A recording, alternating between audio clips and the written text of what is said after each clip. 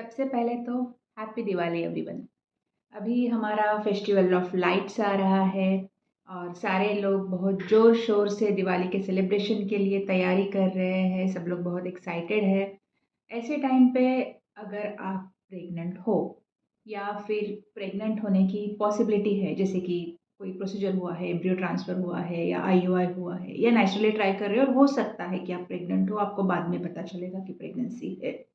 तो ऐसे टाइम पे आपने दिवाली सेलिब्रेशन में क्या क्या प्रिकॉशंस लेनी चाहिए, तो इसी टॉपिक पे मैं आज इस वीडियो में बात करने वाली हूँ, लेकिन आपको उसके लिए ये वीडियो एंड तक देखना पड़ेगा।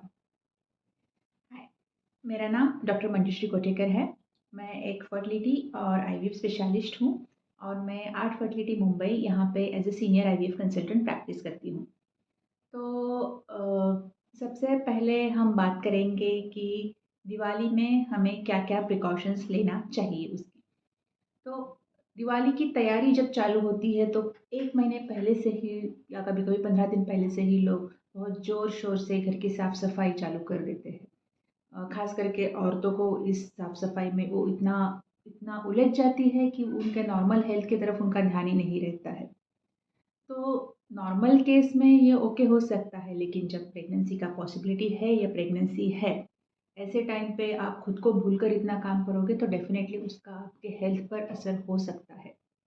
तो काम करो, साफ-सफाई करो, सब कुछ तैयारी करो, लेकिन अपने हेल्थ का ख़्याल रखते हुए आपको जितना पॉसिबल है उतना ही काम एक दिन में करो, पूरा शेड्यूल करो और उसके हिसाब से ही काम करो। और उन सब में आपके पेट पे बहुत ज़्यादा प्रेशर नहीं आना चाहिए, बहुत ज़्यादा उठक-बैठक नहीं होनी चाहिए। दर्द हो रहा है काम की वजह से और उसके लिए आपको टैबलेट लेना पड़ रहा है, ऐसा नहीं होना चाहिए। इन सब चीज़ों का प्रिकॉशन लेना ज़रूरी है। फिर दिवाली में बात आती है खाने की।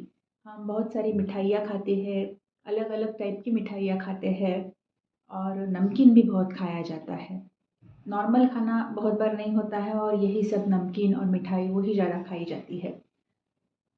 और नॉर्मल खाने के टाइम भी कभी-कभी हम मेंटेन नहीं कर पाते। नॉर्मल प्रेगनेंसी में आपके लिए बहुत इम्पॉर्टेंट है कि आप आपके टाइम पे खाना खाएँ। तो भले बाकी सब कुछ भी चलता हो, लेकिन आपको जो भी उस टाइम पे चल रहा है वो खाओ, लेकिन टाइम पे खाओ। बहुत ज़्यादा नमकीन खाओगे तो एसिडिटी हो सकता है। उस एसिडिटी की वजह से आपके बाकी मेडिसिन्स जो चालू हो गए, जैसे कि विटामिन्स वगैरह, उनके एब्सॉर्प्शन पे असर हो सकता है। तो एसिडिटी नहीं हो उसका भी प्रिकॉशन आपको खाने के ज़रिए ही लेना पड़ेगा। अच्छी तरह से खाना खाओगे या नमकीन भी खाओगे, लेकिन उसके साथ आप सैलेड्स वगैरह भी खाओगे तो एसिडिटी नहीं होगा। सेकेंडली, बहुत ज़्यादा मीठा खाओगे और ऑलरेडी अगर आपके शुगर्स बॉर्डर लाइन है, तो उस पे भी गलत असर हो जाएगा, शुगर्स बढ़ जाएँगे। तो वो भी आपको प्रिकॉशन लेना है कि मीठा कंट्रोल में खाना है। खाओ लेकिन कंट्रोल में खाओ, मॉडरेशन में सब चीज़ें आप एन्जॉय कर सकते हो। तीसरी बात ये है कि ये सब खाने में आपके जो मेडिसिन्स चल रहे हैं, उनको नहीं भूलना है। जो भी मेडिसिन जिस भी टाइम पे है, उनके रिमाइंडर्स लगा के रखो, लेकिन वो लेना वो टाइम पे लेना ज़रूरी है, उनको मिस नहीं करना है सेलिब्रेशन में।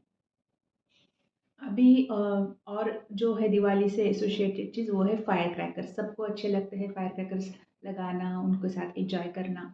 लेकिन ये लगाने में बहुत बार कभी-कभी अगर आप सिल्क वगैरह के ड्रेसेस लगा के क्रैकर्स लगा रहे हो, फायर होने का, ड्रेस में फायर होने का वगैरह रिस्क रहता है, भागना पड़ता है, लगा के भागो, कहीं से एक जगह के जाओ। तो वो सब नहीं करना है आपको, ख़ास करके जब आप प्रेग्नेंट हो। एंड सेकेंडली, क्रैकर्स की वजह से पोल्यूशन होगा।